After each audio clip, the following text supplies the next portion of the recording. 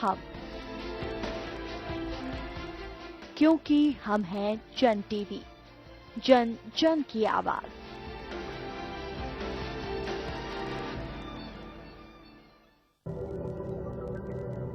राजमहलों की चालबाजियां, सभा भवनों की राजनीति और समझौते का जमाना उसी दिन खत्म हो जाता है जब जनता राजनीति में प्रवेश करती है।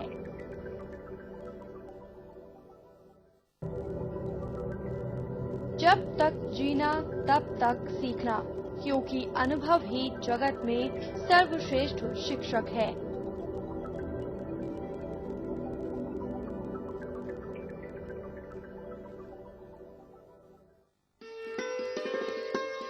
राग में है ताल, राग ताल में है भाव, भाव में है गीत बसा, गीत में है संगीत बसा।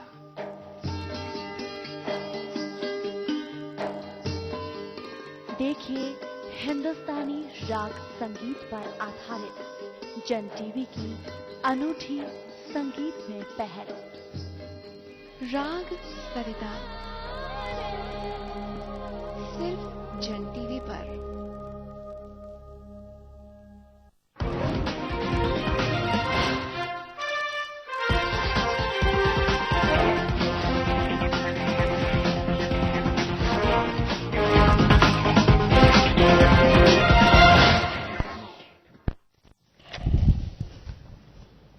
नमस्कार, जन टीवी में स्वागत आपका। मैं हूं योगेंद्र। आप देख रहे हैं खास खबर। खास खबर में हम बात करेंगे राजनीतिक दलों के बेरोजगारों को लुभाने के उन वादों की जिसमें यह कहा जाता है कि पूरे होते ही नहीं। हम आपको बता दें कि हिंदुस्तान की 65% आबादी 18 से 40 वर्ष तक की है और यही बड़ी वजह है कि हर राजनीतिक दल इस शोषण में कोई पीछे नहीं रहना चाहता, हर कोई उसी पे दांव खेलना चाहता है। पिछले दिनों हुए राज्यों के विधानसभा चुनाव हो, चाहे 2014 के आम चुनाव हो या फिर आने वाले 5 राज्यों के विधानसभा चुनाव, राजस्थान में 15 लाख लोगों को रोजगार देने की बात कही वसुंधरा सरकार ने। जब स्वराज संकल्प जारी किया, नरेंद्र मोदी साहब ने 2 करोड़ लोगों को रोजगार देने की बात कही। प्रतिपक्ष ने इस पर सवाल उठाया, लेकिन अब उसी राह पर चल पड़ी है कांग्रेस। पंजाब में बंपर रोजगार देगी, लेकिन वो देगी कैसे? हम जानना चाहेंगे कि आरोप हम लगाते हैं तो उसके तह में भी जाने की पूरी कोशिश करेंगे और दर्शकों तक ये बात पहुंचनी भी चाहिए, आखिर ये वादे पूरे होंगे कैसे। अगर वास्तव में कोई रूट मैप कांग्रेस के पास में है तो हम गुजारिश करेंगे कि सत्ता पक्ष को सबक लेना चाहिए कांग्रेस से कि उस रूट मैप को आप भी अपनाइए ताकि बेरोजगारों का भला हो सके। मैनिफेस्टो पंजाब का जारी हो चुका है। पूर्व प्रधानमंत्री मनमोहन सिंह जी ने उसे जारी किया और हम आपको बताएंगे कि ये रोजगार के जो वादा किया जा रहा है आखिर पूरा कैसे होगा। एक बार जरा सुनिए कि मनमोहन सिंह जी रोजगार को लेकर के क्या कह रहे हैं और उसके बाद हम लौटेंगे और आज हम चर्चा ये भी करेंगे कि नरेंद्र मोदी योगा सिर्फ इस वजह से नहीं कर पाए कि वो अपनी माताजी से मिलने के लिए चले गए, लेकिन उन्हें बहुत अच्छा लगा। उनका कहना था कि मां के साथ वक्त गुजारना मेरे लिए बहुत ही अद्भुत समय था। लेकिन केजरीवाल साहब इस पर भी नहीं चूके। उनका साफ कहना था कि इसमें राजनीति कर रहे हैं और इतने बड़प्पन है तो माताजी को और पत्नी को साथ ही रखना चाहिए। और दूसरी तरफ मोहाली के एक रैली में बड़ा दाव आम आदमी पार्टी ने खेला है कि अरविंद केजरीवाल चुनाव में फेस होगा मुख्यमंत्री का पंजाब में। चले हम तमाम पहलुओं पर चर्चा करेंगे और उसके बाद मायने भी जानने की कोशिश करेंगे। लेकिन आप पहले सुनिए कि पंजाब में कैसे रोजगार मुहैया कराएगी Congress. Punjab is a state with tremendous unexploited potential. This potential has not been exploited because of mismanagement of the government in the last 10 years. Earlier also, Punjab was a victim of terrorism and it inflicted great deal of damage on the economy and polity of Punjab. And the challenge before Punjab is to rise all above this din and recognize that the people of Punjab need a better tomorrow. तो आपने सुना कि employment के लिए policy बनेगी और रोजगार के अवसर मुहैया कराए जाएंगे, ड्रग से फ्री किया जाएगा। वास्तव में पंजाब की अगर बात करें तो सबसे बड़ी चुनौती इस वक्त सरकार वहां की और राज्यों के सामने, राज्य पंजाब के सामने जो है वो है नशाखोरी। अगर उसी के आड़ में वहां का युवक खोखला होता जा रहा है, जिस पंजाब को धान का कटोरा कहा जाता है, आज वो इस जहर को उगल रहा है। और यही बड़ी वजह है कि वहां तस्करी भी बढ़ती जा रही है। वहां का युवा जिस रूट पे चलना चाहिए वहां से भटकता जा रहा है। लेकिन कांग्रेस 5-10 साल सत्ता में बाहर रहने के बाद क्या वापसी कर पाएगी? और रोजगार के अवसर खासकर युवाओं को लुभाने की जो कोशिश की जा रही है वो कितनी कारगर होगी, ये देखने वाली बात होगी। चलिए, मनीष पारिक साहब कांग्रेस भाजपा नेता हमारे साथ में, कांग्रेस से मनोज मुदगल साहब हमारे साथ है, भरत खत्री आम आदमी पार्टी से हमारे साथ हैं। आप सभी का स्वागत है। मनोज जी, मैं आपसे जानना चाहूंगा कि हर राजनीतिक दल रोजगार के अवसर मुहैया कराएंगे, ट्रांसपेरेंसी लाएंगे, करप्शन खत्म करेंगे, लेकिन अगर राजनीतिक दल में जिसने वादा किया अगर उसकी विरोधी पार्टी की बात करें तो कहते हैं कि बिल्कुल नहीं, ऐसा हो ही नहीं सकता, जो कर रहे हैं बिल्कुल गलत कर रहे हैं, तो आप सही कैसे करेंगे? देखिए योगेंद्र जी, बिल्कुल स्पष्ट है, जो कहते हैं वही करते हैं, जो करते हैं वही कहते हैं। कांग्रेस का यही सिद्धांत है। कांग्रेस ने जहां जहां भी जो हमने वादे किए, आज आरटीआई कानून लाए, राइट टू एजुकेशन लाए, फूड गारंटी बिल लाए, आज कांग्रेस ने जितने भी केंद्र में रहते हुए बड़ी बड़ी वादे किए, घोषणाएं की, उस पर कांग्रेस हमेशा अमल करी है। आज स्टेट में आप ले लें कि जब कांग्रेस ने गैर सरकारी कर्मचारी व्यक्तियों को पेंशन योजना से बांधने की बातचीत हुई तो भाजपा ने इसका बड़ा मजाक बनाया कि कांग्रेस गैर सरकारी व्यक्तियों को किस प्रकार से पेंशन मुहैया करवाएगी।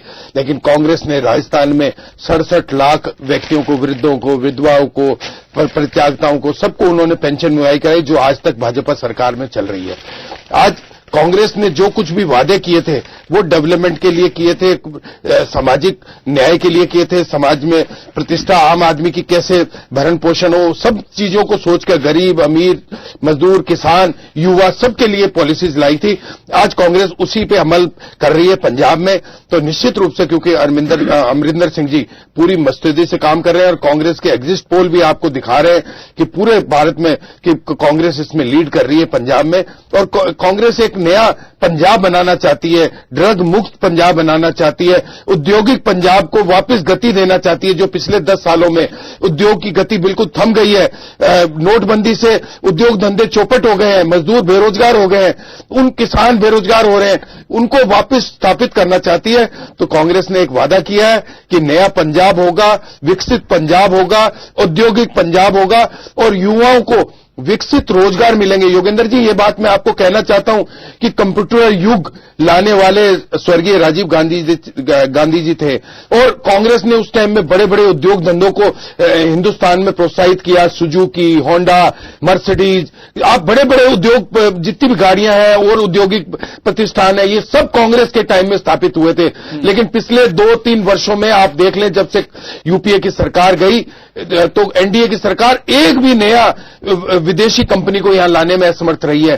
तो कांग्रेस ने रोजगार सृजित किए हैं, आम आदमी की बात सुनी है, आम आदमी को काम धंधे दिए हैं, बेरोजगारी, महंगाई, भ्रष्टाचार से मुक्ति दिलाने के लिए पंजाब में एक नया आप पे भरोसा कर सकते हैं। लेकिन नरेंद्र मोदी या फिर बीजेपी ने जो वादे किए थे वो खोखले थे रोजगार के मामले में। देखिए, बिल्कुल निश्चित रूप से आज 15 लाख रोजगार की राजस्थान में बात की, लेकिन वसुंधरा सरकार कहीं बैरिटेक लग गए, कहीं कोर्ट के स्टे आ गए, कहीं वो लोग, उनकी मन से दृढ़ से इच्छा नहीं थी कि युवाओं को रोजगार विकसित किया जाए। फिर उन्होंने एक बहाना बनाया कि हम युवाओं के लिए अदर सोर्सेज से हम उनकी नौकरियां आरक्षित करेंगे, लेकिन उसमें भी उद्योग धंधे जब लग नहीं रहे, आज पूरा इन्होंने रिसर्जेंट राजस्थान पूरा फ्लॉप शो एक साबित कर दिया। आज रिसर्जेंट राजस्थान में कुछ भी, ना तो उद्योग धंधे आए, ना कोई बड़े प्लानिंग आई, योजनाएं सारी फेल हो गई और यहां पे कोई भी बाहर का उद्योगपति आकर नया काम धंधा लगाने में असमर्थता जाहिर कर रहा है। तो रोजगार कैसे विकसित होंगे? कांग्रेस कह रही है कि नए उद्योग धंधे विकसित करेंगे और नया पंजाब बनाएंगे। मनीष जी, समय तो बहुत कम है, बहुत अगर डिटेल डिस्कशन करेंगे तो ये सारी बातें होंगी, लेकिन 25 लाख लोगों को पंजाब में रोजगार देंगे। पंजाब आई थिंक राजस्थान से तो छोटा स्टेट है, बट आप लोगों को कुछ सीखना चाहिए इनसे। ये 10 लाख ज्यादा लोगों को रोजगार देंगे। आप लोगों ने 15 का ही वादा किया था, ये 25 का वादा कर रहे हैं। तो मुझे लगता है कि काफी आपकी बर्डन कम हो सकती है अगर आप लोग कांग्रेस से कुछ सीख लें कि इस तरह से रोजगार के अवसर मुहैया करा सकते हैं, क्योंकि इन लोगों ने भी आरोप लगाए हैं कि अभी आपके सामने भी मैंने पूछा कि ऐसा कौन सा मॉडल है कि आप लोग पूरा करेंगे और जो बीजेपी पूरा नहीं कर पा रही है? नहीं, वही ये इसका जवाब तो बड़ी बात है। आप देखेंगे योगेंद्र जी, पूरे 10-15 सालों में कांग्रेस को बहुत नुकसान हुआ है और जो सरकारें 25 स्टेट्स में थी वो 6 स्टेट्स में रह गई है। तो ये बात तो सही है कि जनता का जो एक भरोसा होता था वो कांग्रेस ने खोया है। इनके साथ एक समस्या लीडरशिप की भी है जिसको लोग मानते हैं, और तो इसके कारण अब इनको मनमोहन सिंह जी जैसे सीजन लीडर को पंजाब में सरदार चेहरे के रूप में लाना पड़ा। अब उनके द्वारा कुछ कहलाना पड़ रहा है। इसका मतलब ये है कि जो सरदार अमरिंदर सिंह है, they are not competent enough to gain the लोगों का भरोसा जीत ले, वो भरोसा ही नहीं करेंगे लोग। तो अब उसमें भी अब सरदार मनमोहन सिंह जी ने जो बात कही वो बहुत ही अजीब बात कही। अपनी सरकार की ही उन्होंने पिछले 10 साल की सरकार की नाकामी दिखाई है। उन्होंने कहा कि very great potential of unexploited potential यहां पर है, पिछले 10 सालों में कुछ हुआ नहीं है। तो मैं समझता हूं कि यूपीए की सरकार 7.5 साल थी, तो पंजाब के बारे में केंद्र को वो संघीय प्रावधान रोजगार को मानते हैं, बिल्कुल नहीं मानते हैं, स्टेट का ही मानते हैं। एक तो ये बात उन्होंने गलत दर्शा दी है। और जब केंद्र को ही कुछ करना होता है तो मोदी जी की सरकार केंद्र में है, ऐसी दशा में लोगों को उन्होंने आमंत्रण भी दे डाला है गाए बगाए कि आप अगर मोदी जी की सरकार को चुनते हैं बीजेपी को तो रोजगार क्रिएशन ज्यादा हो सकता है। क्योंकि ये तो पक्की बात है, जमीन तो वही रहेगी, बीज आप लेकर आए, हल कहीं से लाएं, पानी कहीं से लाएं, अल्टीमेटली फसल उसी जमीन पर उगनी है। तो आज जो मनमोहन सिंह जी ने बड़े सीजन तरीके से कह दिया है कि अनएक्सप्लॉइटेड पोटेंशियल पंजाब में इतना ज्यादा है कि उसका इस्तेमाल करेंगे, तो अब तक क्यों नहीं किया? जो अमरिंदर सिंह जी पहले थे मुख्यमंत्री तब कुछ नहीं किया। अभी आप बात करें, वाइब्रेंट गुजरात हो रहा है, रिसर्जेंट राजस्थान हो रहा है, पंजाब का कुछ हुआ ही नहीं। पोटेंशियल पंजाब क्यों नहीं हुआ? बड़ी बात यह थी, पंजाब अपने आप में समृद्ध प्रांत है और उसको क्या स्थिति में लाके खड़ा किया, उसके बाद ये बात कहना अपने आप की नाकामी शो करना है। लोग भरोसा तो 15 लाख 25 लाख पे करने वाले हैं नहीं। बीजेपी ने राजस्थान में तो करके दिखाया कि जो खाते खुल गए हैं, आपने देखा 8-9 लाख नए खाते उसमें खुले हैं और उन्हीं लोगों के खुलते हैं जो नौकरी करते हैं, अल्टीमेटली उन्हीं की किस्तें जाती है। तो बीजेपी राजस्थान में तो साबित हुआ है कि जो भी प्रोविडेंट फंड के नए 9 लाख खाते खुल गए हैं वो नए रोजगार सृजन हुआ है। अब क्या ये बताएंगे कि ये 25 लाख अपॉइंटमेंट लेटर देने वाले हैं उन लोगों को जो सरकारी दफ्तरों में काम करेंगे, जो यहां ये राजस्थान में अपेक्षा कर रहे हैं? तो इसलिए दोनों बातें अनबिलीवेबल है और अपनी नाकामी को खुद ही दर्शा गए हैं। लोगों को आमंत्रण दे गए हैं कि बीजेपी का राज लाइए, क्योंकि केंद्र और राजस्थान स्टेट में दोनों जगह पर। मैं आपके पास में आऊंगा, अपना अपना मॉडल है और लोग बस मुद्दा यही है कि बेरोजगार को रोजगार मिलेगा नहीं मिलेगा, लेकिन राजनीतिक दलों के लिए वो उपजाऊ जमीन जरूर है। बेरोजगारों के सपने जिन्हें कोई भी राजनीतिक दल बुनाने में पीछे नहीं रहना चाहती। चलिए आम आदमी पार्टी से भी सुनते हैं। आपका कोई मॉडल भरत जी कैसे अलग होगा कि अरविंद केजरीवाल साहब ने सुबह ही कहा, मनीष सिसोदिया कह रहे हैं, पंजाब में आपके नेता कह रहे हैं कि बीजेपी और कांग्रेस दोनों गुमराह कर रही है जनता को, तो यकीन बीजेपी भी नहीं करें, कांग्रेस में आम आदमी पार्टी पे है। आपका क्या पैरामीटर है जिसपे यकीन किया जाए रोजगार के मामले में? देखिए योगेंद्र जी, भारत की जनता को आज राजनीतिक दलों से जो नफरत पैदा हो गई है उसका प्रमुख कारण है कि राजनीतिक दलों की कथनी और करनी में अंतर। चुनाव से पहले जितनी भी बड़ी बड़ी बातें, चाहे कोई भी पार्टी ले लीजिए, आप कांग्रेस हो बीजेपी हो, वो लोग लुभावनी बातें करते हैं, जनता को एक तरीके से बेवकूफ बनाते हैं, साफ साफ बेवकूफ बनाते हैं चुनाव के पहले। कोई कहता है 15 लाख रोजगार देंगे, कोई कहता है 25 लाख रोजगार देंगे, कोई गरीबों को सब्सिडी की देने की बात करता है। हर कोई गरीब वोटर का वोट लेने के लिए लोग लुभावनी बातें करता है। और भारत की देश की जनता इन दोनों ही पार्टियों से बहुत त्रस्त आ चुकी है, क्योंकि पलट पलट के विश्वास किया है कांग्रेस के ऊपर। तो खासकर से देश की जनता ने पिछले 60 सालों तक लगातार बार बार उन पर विश्वास किया कि अब ये वादा कर रहे हैं पूरा करेंगे, अब ये वादा कर रहे हैं पूरा करेंगे। ऐसे ही भाजपा भी उन्होंने बहुत विश्वास करके देख लिया। जैसे प्रधानमंत्री मोदी जी ने भी कहा, रोजगार की बात की, 15 लाख रुपए आएंगे अकाउंट में, काला धन आएगा, सारे उन्होंने देख लिया। उसके बाद अगर देश की जनता को कहीं विश्वास करने के बचे ही जगह, आम आदमी पार्टी ने जितने भी अपने वादे किए उसमें से प्रमुख वादे तो शुरुआती 1 महीने में ही पूरे कर दिए। इस देश की एकमात्र पार्टी है आम आदमी पार्टी जो ये कह सकती है जो कहा सो किया। पहले दिन हमने वादा किया, बिजली हाफ पानी माफ, देश की जनता, दिल्ली की जनता से वादा किया। शुरुआती 2 हफ्तों के अंदर अंदर दोनों ही जो फैसले हैं वो ले लिए गए। इसके अलावा जो बहुत सारे फैसले ऐसे हैं जो मैनिफेस्टो में बोले ही नहीं थे, लेकिन जरूरत आई, सामने आई, चाहे वो मोहल्ला मैं क्लिनिक की रोजगार हो। के अवसर पे बात कर रहा हूं, लेकिन फिर भी आप फ्री की जो बातें कर रहे हैं कि जी। पानी हाफ, बिजली हाफ, पानी माफ, आपने जी। ये बात जो कही है, जी। लेकिन सवाल यहाँ पे एक ही उठता है कि आपको नहीं लगता कि आजादी के इतने साल बाद भी राजनीतिक दल केवल एक मतदाता को वोट बैंक रिजर्व करने के लिए हम ये कहें कि आप लोग फ्री की आदतें क्यों डाल रहे हैं? ऐसा क्या है कि हम लोग उनको इस योग्य नहीं बना सकते हैं कि अगर मुझे